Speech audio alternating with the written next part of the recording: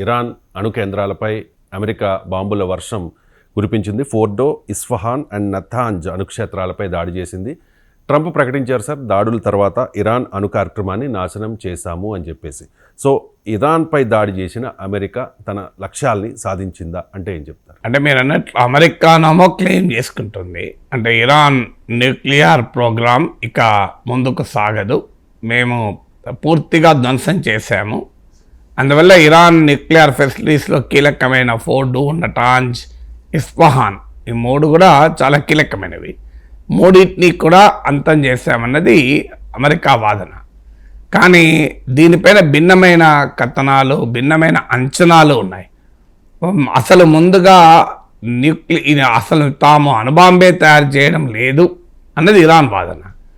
ఇప్పుడు మాదంతా శాంతియుత అవసరాల కొరకే అణు పరిజ్ఞానాన్ని వాడుతున్నామన్నది ఇరాన్ వాదన.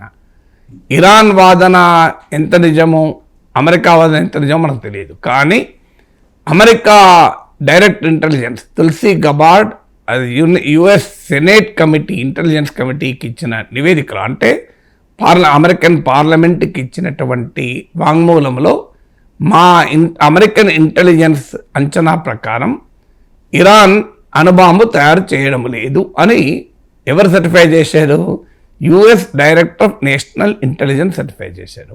తర్వాత Iran nuclear non proliferation treaty member ఎన్పిటిలో సభ్యదేశం చెందినటువంటి అణు సదుపాయాలు, న్యూక్లియర్ ఫెసిలిటీస్ అన్నీ కూడా నిరంతరం ఇంటర్నేషనల్ ఆటమిక్ ఎనర్జీ ఏజెన్సీ పర్యవేక్షణలో ఉంటాయి. ఐఏఈఏ ఇస్ అన్ అమెరికా ఇన్ఫ్లుయెన్స్లో నడిచే nuclear watch dog. So IAEA ప్రతి రెగ్యులర్గా ఇన్స్పెక్షన్లు చేస్తూ ఉంటుంది.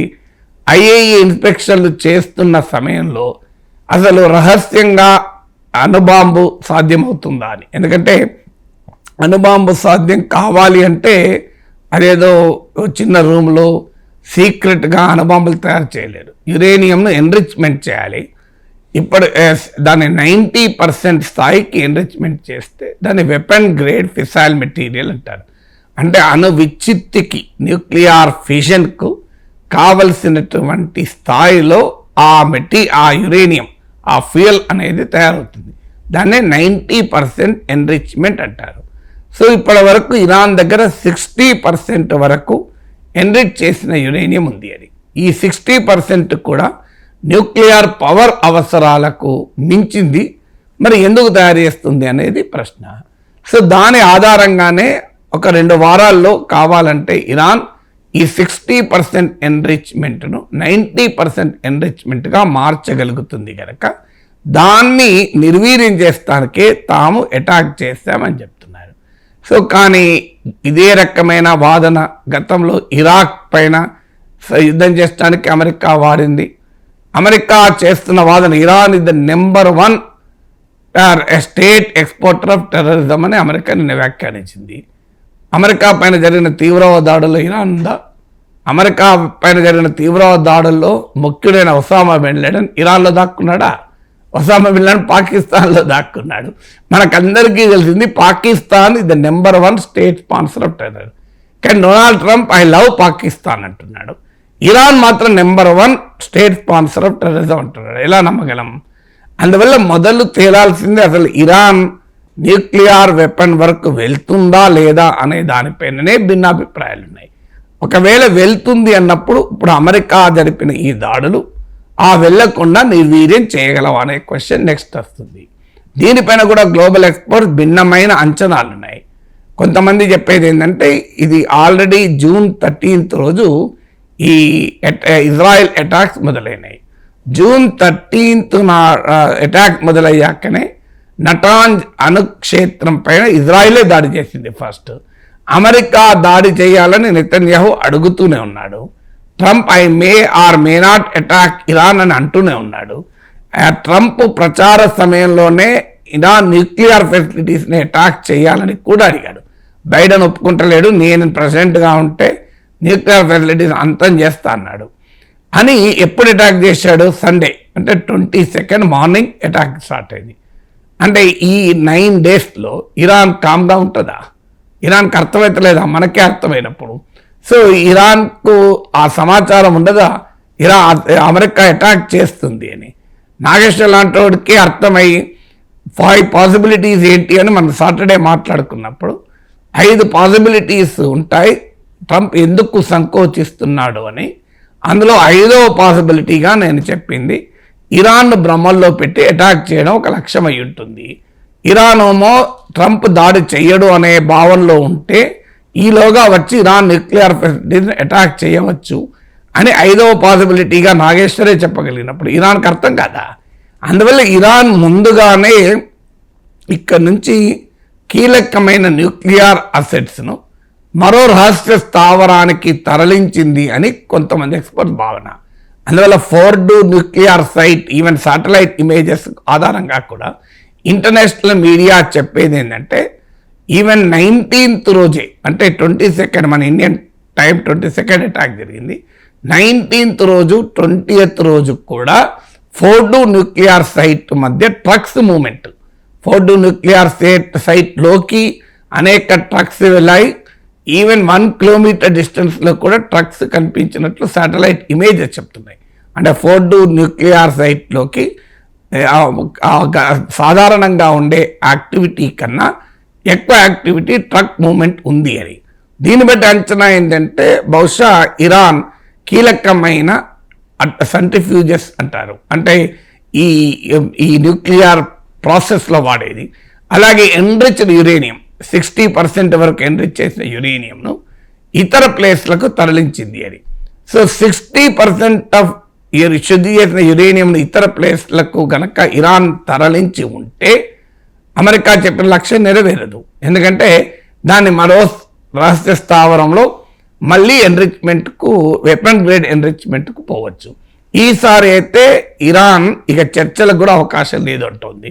ఇప్పుడు అమెరికా దాడి తర్వాత ఇరాన్ ఇక అణుబాంబు తయారీ గతంలో అటువైపు వెళ్ళకపోయినా ఇప్పుడు ఖచ్చితంగా వెళ్తుంది. ఎందుకంటే ఇరాన్కి అర్థమైంది అణుబాంబు ఉంటే తనను ముట్టుకోరని. ఎందుకంటే నార్త్ కొరియాను ముట్టుకుంటలేడు కదా. కిమ్ పైన ఇంత మాట్లాడినా సింగపూర్కి వెళ్ళి కిమ్తో కరచాలనం చేశాడు ట్రంప్ తప్ప మాట్లాడతలేడు కదా. పాకిస్తాన్ విషయంలో అసీం మునీర్కి ఎక్కలేని గౌరవం ఇచ్చాడు కదా. సో నార్త్ కొరియా పాకిస్తాన్ల అనుభవం చూశాక ఇరాన్కి ఏమనిపిస్తుంది, నా దగ్గర కూడా అణుబాంబులు ఉంటే అమెరికా జోలికి రాదు అని. అంతకుముందు అణుబాంబులు తయారు చేశారు అని అమెరికా చేసే ప్రయత్నంలో ఉన్నారని అమెరికా అంది, నేను చేయడం లేదని ఇరాన్ అంది. నేను అమెరికా వాదన ఇరాన్ వాదన దేన్ని ధృవీకరించడం లేదు. కానీ ఒకవేళ గతంలో చేయకపోయినా ఇప్పుడు మాత్రం చేస్తారు.